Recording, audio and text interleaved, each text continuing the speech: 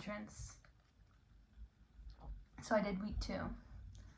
I think I'm gonna make these more of like a self-reflection of each week, so I'll do them at the end.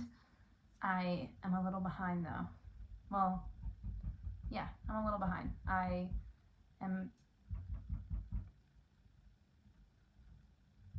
Someone was just knocking.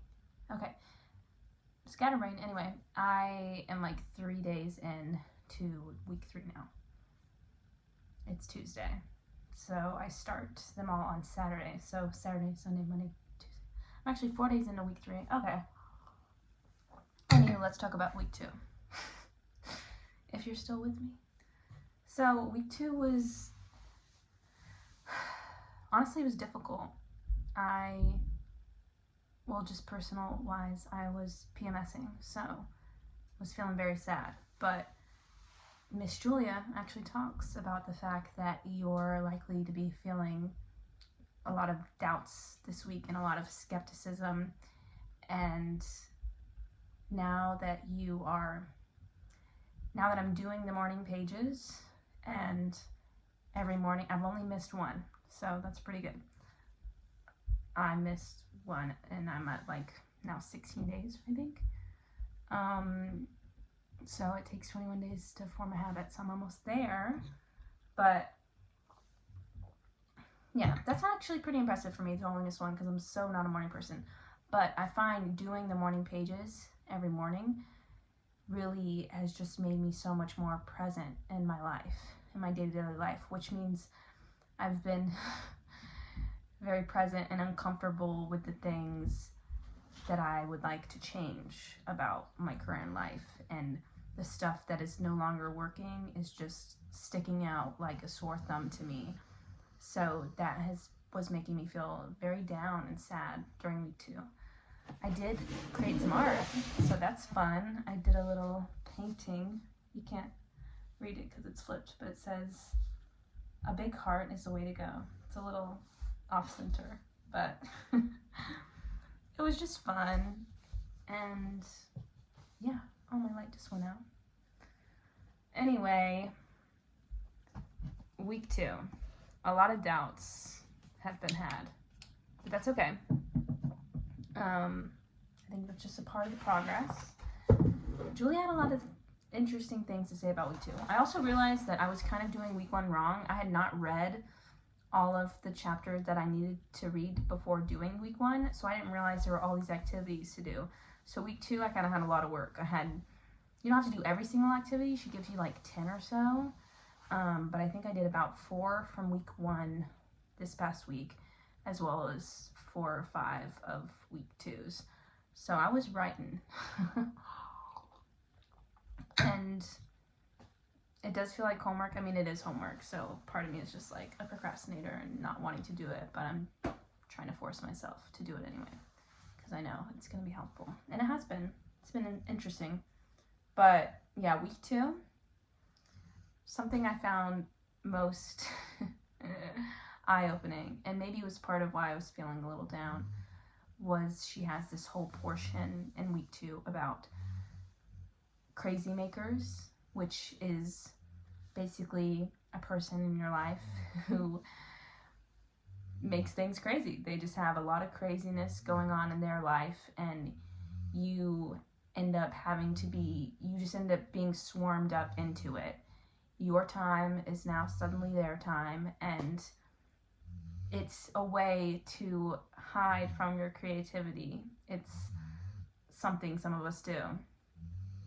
Something I do. And that was a big call out that I did not like Julia, but it was nice to hear, I guess.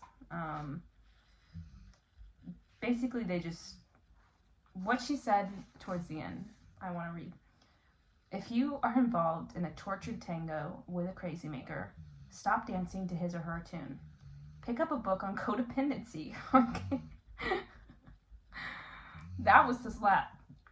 Or get yourself to a 12-step program for relationship addiction. The next time you catch yourself saying or thinking, he, she is driving me crazy, Ask yourself what creative work you are trying to block by your involvement. And that's why it was hard to read, because I'm reading it and thinking like, yes, the crazy maker is to blame. Like, that is why I haven't been as creative as I want to be in my life. And she literally says at the end there, like, but let's not just look at them, let's look at you. Why are you entertaining the crazy maker? Because it is a way to hide from your own creativity and to not do the work that you know you should be doing. So that was upsetting. But I needed to hear it. But yeah, week 2 was hard, but she kind of says, like, once you start doing it, you're gonna wanna stop.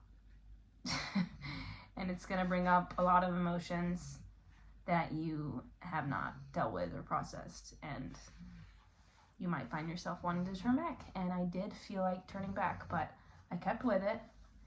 And now I'm on week 3, and I'm feeling a lot better about week 3. I'm already just feeling better. Because week 3, the name of the chapter is Recovering a Sense of Power. And I already feel that. Something else, so I read week 3, and I'm just going to touch on it real quick, and then I'll talk about week 3 once I finish it as my reflection. I'm saying reflection because Julia says at the end of each week you should write out a reflection of the week, but I think I'm just going to do them as a video diary instead, since I'm already writing a lot of other stuff. But week 3, she says that, I'm paraphrasing, but the universe has a funny way, God, the universe has a funny way of giving you what you want when you say specifically what you want.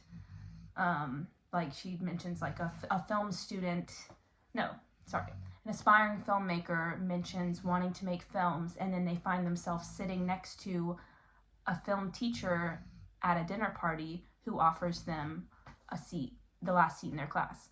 And it just made me realize, like, you know what? The universe is constantly answering you.